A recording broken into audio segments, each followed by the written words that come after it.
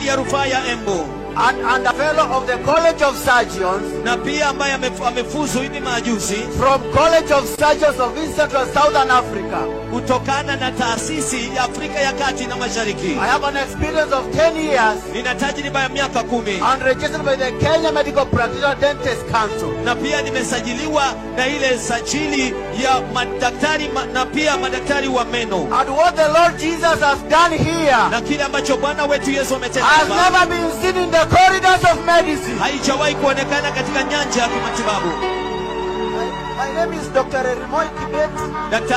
Jina langu Dr. Daktari Moi Moi Kibet Kibet from Moi Teaching and Referral Hospital. kutoka katika hospitali ya rufaa ya Moi. I am a senior medical officer Yeye ni afisa ngazi ya juu wa kimatibabu and part of the transplant team. na sehemu ya kikundi cha kupandikiza And viungo. HIV has no cure Na virusi vya ukimwi havina tiba because of the sanctuary sites. kwa sababu ya sehemu fiche, sehemu fiche Where the virus goes and hides. mahali ambapo virusi vinakwenda na kujificha. So for Millicent to be cured of HIV/AIDS, Kwa hivyo kwa Millicent kuponywa kwa virusi vya ukimwi it means that the blood of Jesus penetrated those sanctuary sites. inamaanisha kwamba Yesu ilipenyeza katika hizo sehemu The blood fiche. of Jesus entered there. Damu ya Yesu iliingia pale Like